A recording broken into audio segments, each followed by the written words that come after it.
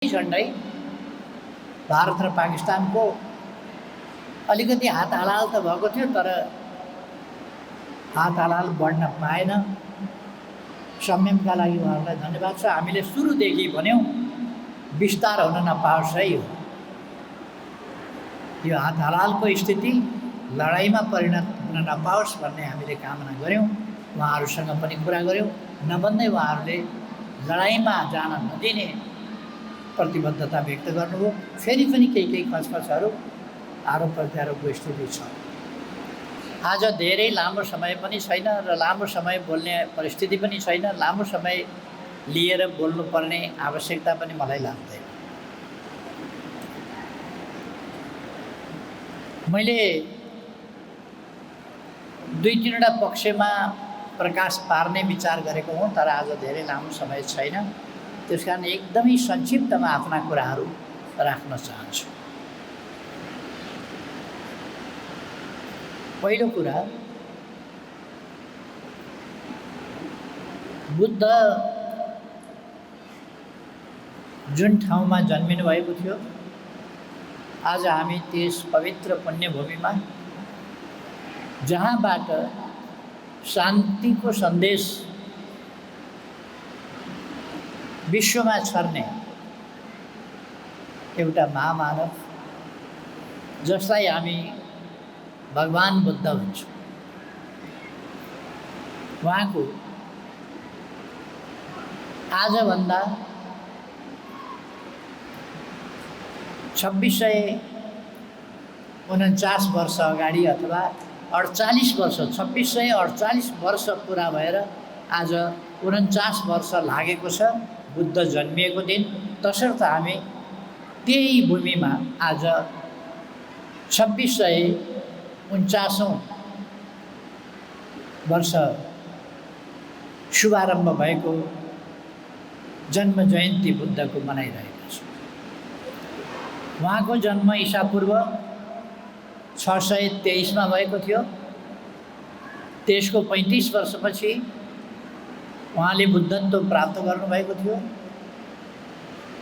र जन्मको 80 वर्षपछि उहाँको निधन भएको थियो। निधन भएको आज 2568 वर्ष पुरा भएर 69 वर्ष लागेको छ, जसलाई हामी महापरिनिर्वाणको दिन भनेर बुद्ध सम्वतको रूपमा मनाइरहेका छौँ। एउटा कुरामा अन्यल हुनु हुँदैन। बुद्ध सम्वतको हिसाबले आज 2569औं बुद्ध सम्वत हो। बुद्ध जन्म जयन्तीको हिसाबले 2649औं बुद्ध जयन्ती हो। यसमा कुनै दुविधा हुनु हुँदैन, किनभने उहाँको जन्म ईसापूर्व 623 मा भएको थियो। यो अहिलेभन्दा 2649 वर्ष अगाडि हुन जान्छ। त्यही पवित्र भूमिमा आज हामी मानव जातिको सुख, विश्व शान्तिको पक्षमा बोलिरहेका छौँ र त्यही बुद्ध चिन्तनको, बुद्ध दर्शनको उद्गम स्थलमा आज हामी यस सन्दर्भमा छलफल गरिरहेका छौँ। पहिलो कुरा त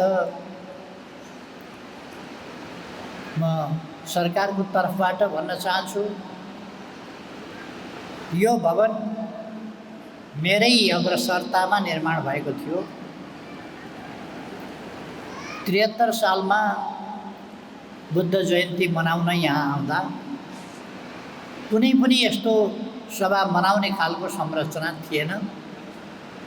हामीले पाल टाँगेका थियौँ। बिहानपख रातिको हुरी बतास र पानी, हावा हुरी र पानीले पाल पनि उडाइदियो। हामीले कार्यक्रम गरेको भन्ने ठाउँ पनि हिलाम्मे भयो। सबै सहभागीहरू जुत्ता मोजा त भिज्ने नै भए, पेन्ट पनि हिलाम्मे पारेर त्यहाँ गएका थिए। त्यसपछि मैले भनेको थिएँ अर्को वर्ष हामी कमसेकम 3000 जाने अस्थायी हलमा त्यो हामी बनाउन सक्छौँ। छिटै 3000 जाने अस्थायी हल निर्माण गरेर त्यसभित्र आनन्दले कार्यक्रम गर्नेछौँ मैले भनेको थिएँ। तर अर्को वर्ष आएन। अलिकति पछाडि नै म सरकारबाट हटेँ। त्यसको 3 महिना जति पनि भएको थिएन होला। त्यो काम बाँकी नै थियो। र फेरि म 74 सालमा आएपछि 75 को बुद्ध जयन्ती मनाउनु पर्ने भयो। म 74 को फागुनमा सरकारमा आएको थिएँ र मैले वैशाखमा बुद्धको जन्म जयन्ती मनाउनका लागि 3000 क्षमताको एउटा हल तत्काल निर्माण गर्ने त्यसको प्रबन्ध गरेँ र 3000 अट्ने यहाँ नजिकैको ठाउँमा हामीले हल निर्माण गऱ्यौँ र त्यसमा कार्यक्रम बनायौँ। त्यसपछि मैले यो 5000 जाने हलको सुरुवात गरेँ। तर यो निर्माण गर्ने भनिरहँदा इकोसिस्टम ठिक नभएको हल निर्माण गर्ने भनिएको थिएन। बोल्ने अगाडिकाले कुरा नसुन्ने, बोल्नेले सन्तोष लिने, सुन्नेले राम्रै त भन्यो होला नि भन्नुपर्ने यस्तो हल भनेको थिएन। त्यसकारण म तपाईहरुलाई भन्न चाहन्छु अर्को वर्ष हामी यस ठाउँमा अन्तर्राष्ट्रिय स्तरको बुद्ध जयन्ती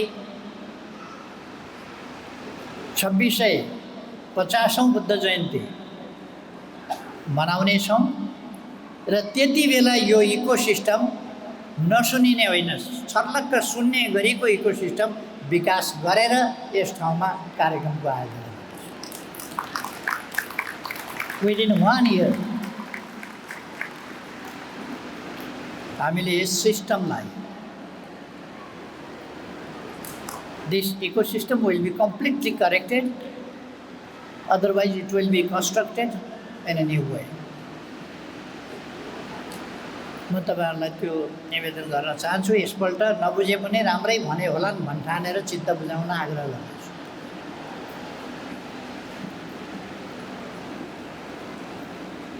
बुद्धको सन्दर्भमा विचार गर्दा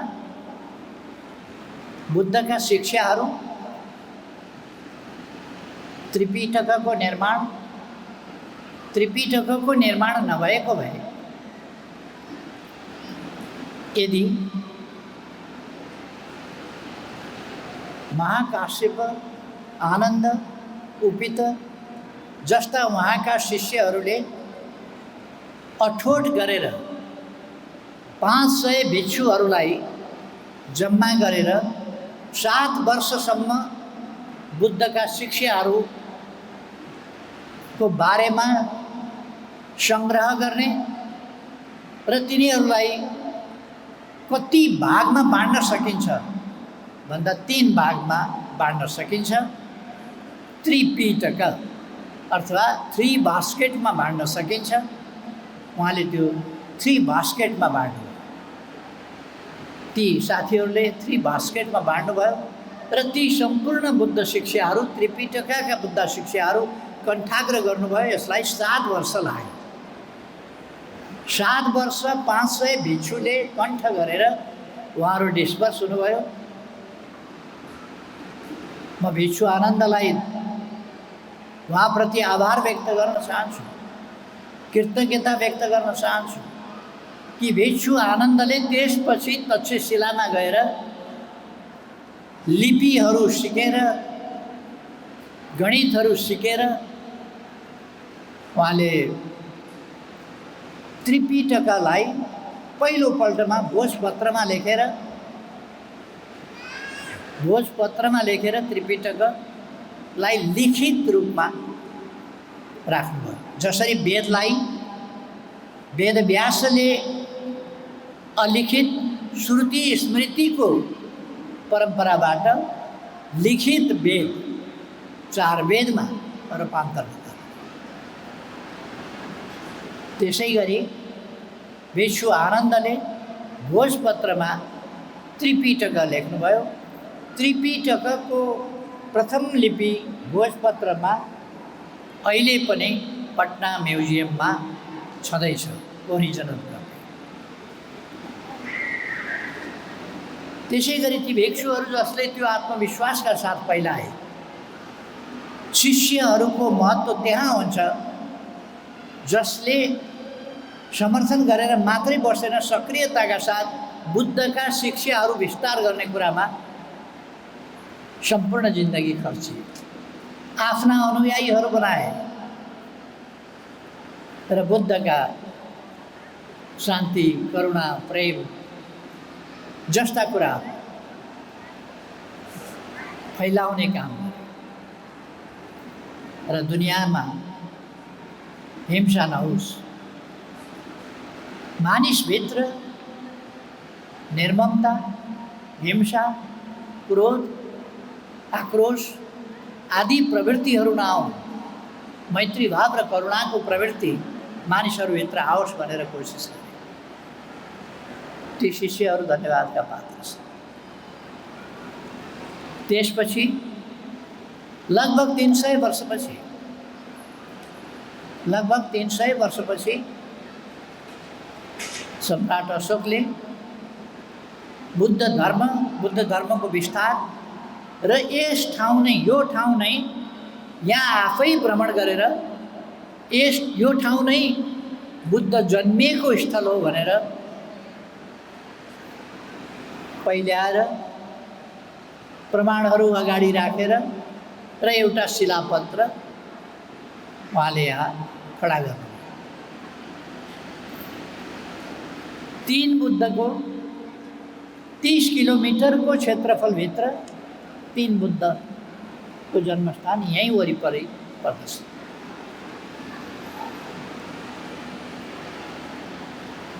यो 30 किलोमिटरको क्षेत्रफलभित्रै यो पर्दछ।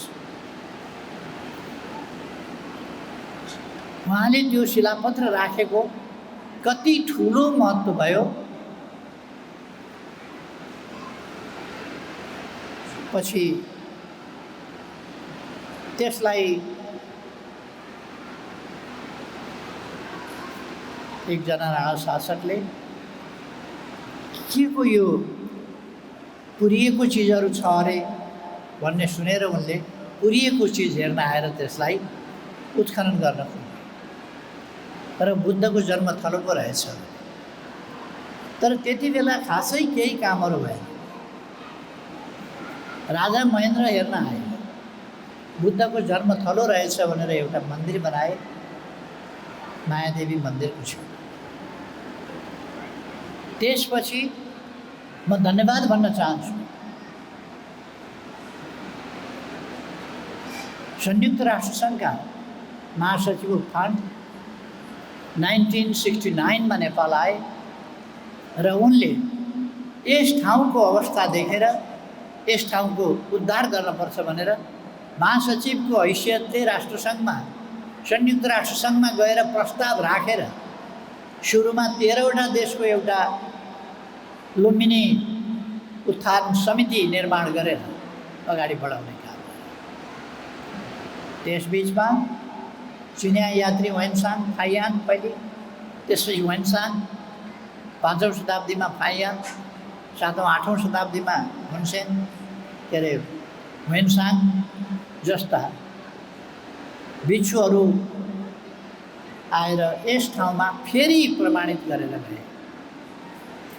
यो अशोकभन्दा 800 वर्ष पछिको कुरा थियो।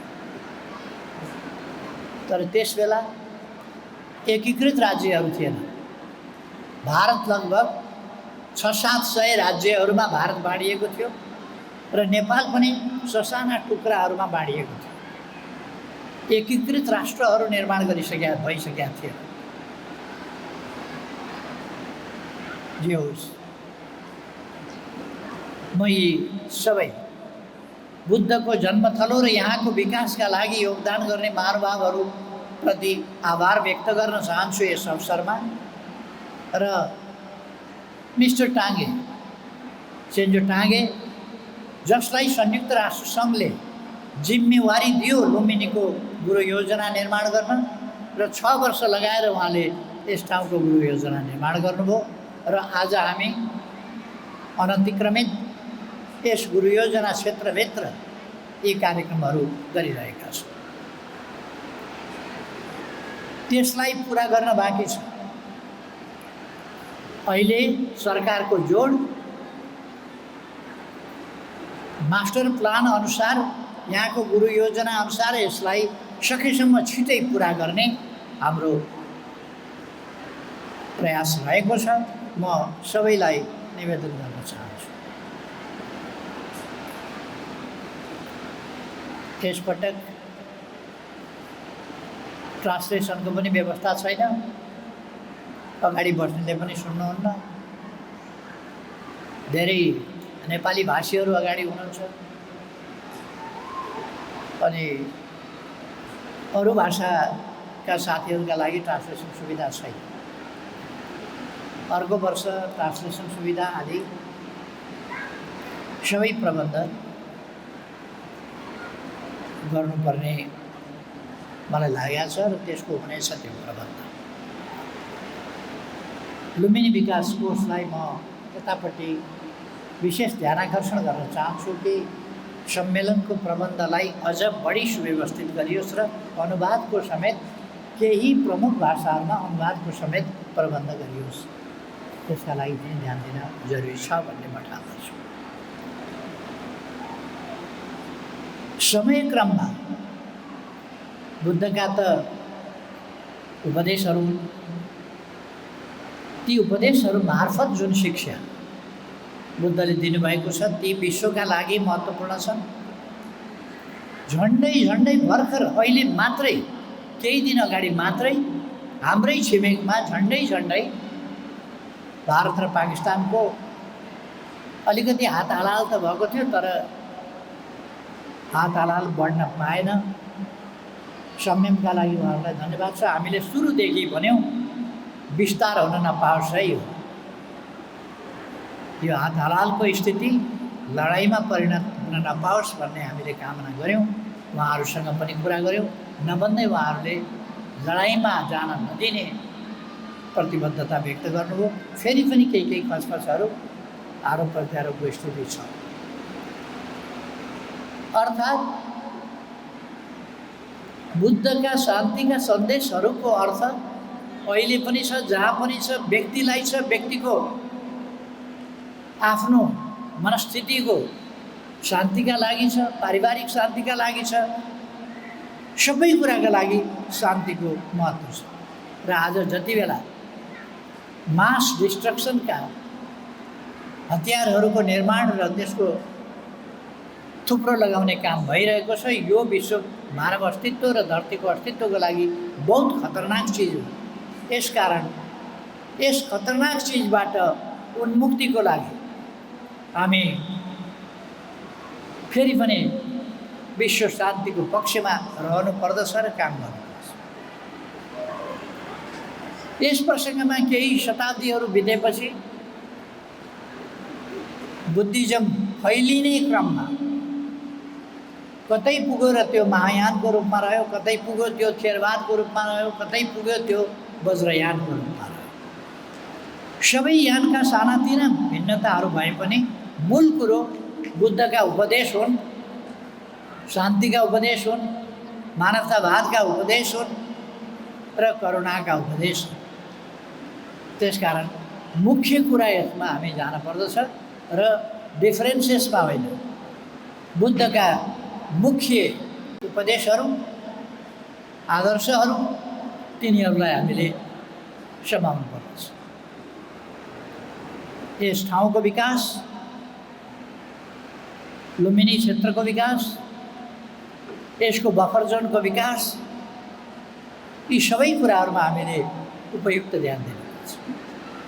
बुद्धका शिक्षा उपदेशको विस्तारका लागि र तिनको अझ बढी व्यवस्थित बुझ्ने बुझाउने प्रयासका लागि, खोज अध्ययन अनुसन्धानका लागि हामीले लुम्बिनी बौद्ध विश्वविद्यालयको स्थापना गरेका छौँ र म विश्वविद्यालयले बुद्धिज्मको सन्दर्भमा खोज अध्ययन अनुसन्धानमा ध्यान दिनेछ र यसमा महत्त्वपूर्ण योगदान पुर्याउनेछ भन्ने विश्वास गर्दछु। अहिले मैले धेरै समय लिन भन्दा पनि हरेक कुरालाई डिस्टेन्सले कमजोर गर्छ। Distance weakens and dilutes everything. Gravity, light, sound, magnetism, everything. It dilutes and weakens and finally finishes.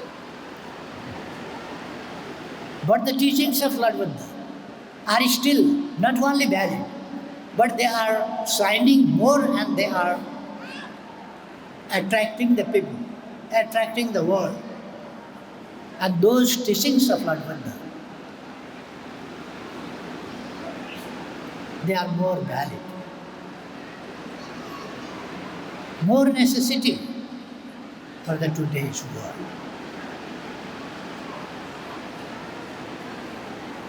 Just like distance of time,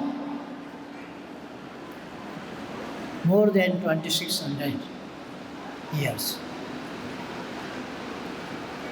Time distance. The distance couldn't kill the teachings of Lord Buddha, couldn't weaken, couldn't dilute, but they are more stronger, more brighter, more fresh, and more effective than ever before. And they are necessary than ever before. त्यसकारण म यस्तो विचार जसलाई टाइमको समयको दूरीले समाप्त पार्न सकेन त्यस्ता विचारहरूको महत्तालाई नमन गर्दै यस कार्यक्रमको आयोजनाका लागि आयोजक संस्थालाई धन्यवाद भन्दै र सबैमा कुशल मङ्गल रहोस्, विश्वमा शान्ति छाओस्, भ्रातृत्व बन्धुत्व छाओस् र विश्व करुणामय भओस्। भवतु सर्वमङ्गलम्। धन्यवाद।